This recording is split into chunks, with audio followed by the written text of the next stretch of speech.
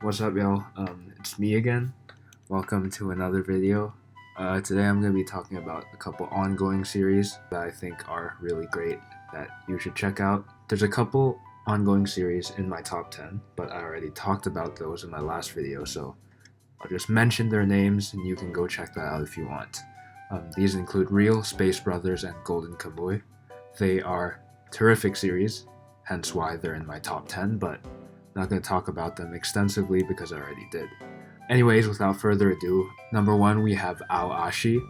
It's about 230, 240 chapters long. It's a sports series. It's about soccer, football, whatever you call it. Basic plot synopsis: this guy Ashito, the main character, is a very talented guy who basically leaves his countryside hometown in order to chase the dream of professional football. I think the most engaging part of this series is the progression of the characters. Not only Ashito as the main character, but the supporting cast is also amazing. They learn a bunch of different things as they go. You get to learn the motivations of each player, and I think it's really realistic. It gives a really realistic and harsh outlook on the world of professional football, or chasing that dream. It's realistic, unlike a certain football series. It's better than that certain football series. I definitely think you should read it. It has a ton of hype moments. The art is great. The supporting cast is amazing.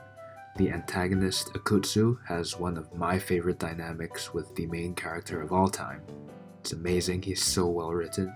In general, I just really think you should check it out. It's amazing. It's one of my favorite sports series of all time. Number two, we have Blue Period. This one's about 27 chapters. The chapters are pretty long though. They range from about 30 to 60 pages, so it's not that short of a read, but it's definitely one that's really enjoyable.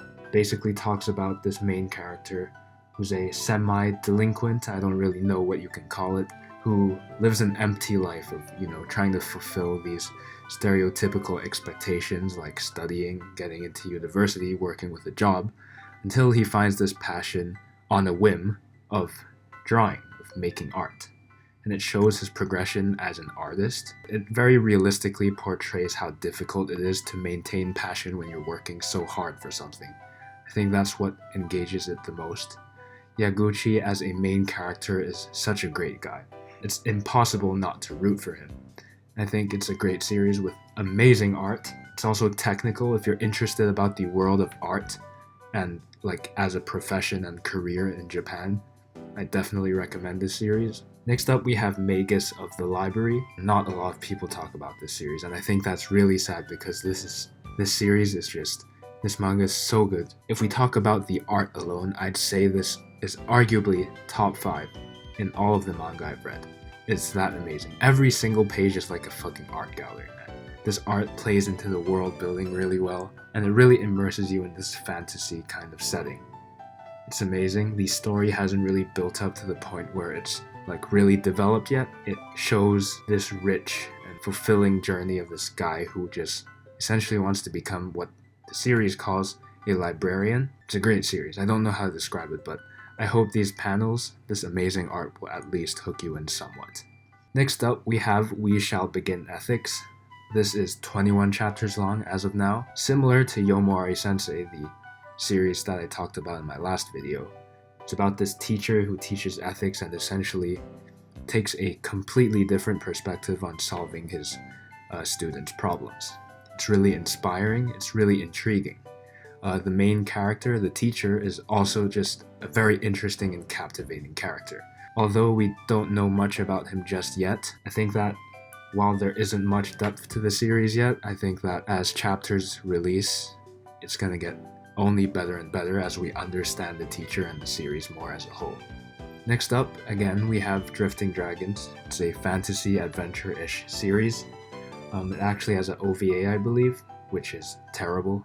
It's absolute garbage. But the manga is a different story. It's really immersive. Its art style is like none other. In general, the art is it's out of this world. Like I said before, good art really helps you immerse into this fantasy world, and I think Drifting Dragons does that really well.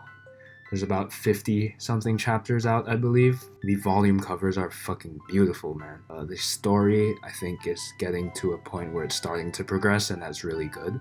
but in general, just reading for the atmosphere just makes it so amazing already. Next up, we have Deep Sea Aquarium MAGMELL. About 8 or 9 chapters are currently out. It's basically about this guy who works at an aquarium. He has a strong passion for, aquatic life, teaches you about his passion and love for these animals and conveying this love to the visitors of the aquarium. The art is amazing. The volume covers absolutely beautiful. The story, so far, it's kind of episodic. That's okay though. For what the series is, I think that's enough. I think it's a weekly, or whenever a new chapter drops is a new experience. I think that's all you need. It's really immersive once again. The concept itself is very unique. I don't think there's much series out there that talks about an aquarium in like a slice of life, but yet somewhat fantasy setting. I think it's amazing. Last but not least, we have Blood on the Tracks. It's by one of my favorite mangaka, Shuzo Oshimi. It's a psychological thriller. It's definitely really fucking creepy. It's about this psycho mom, over-possessive of her child for reasons that have still not been revealed. The art is crazy, man. It really emphasizes on the mom's emotions, the child's fear. I think those are really the strongest parts of this series. It's a really good binge. I think I caught up in 3 hours. I don't know, I was zooming through those fucking chapters, man. It's creepy. At some points it's hopeful. I think that's what makes it so captivating, and that's also what makes it so disturbing at the same time. Anyways, thank you for watching. If you're new here, I guess you're probably not, but if you are new here, I hope I didn't waste your time.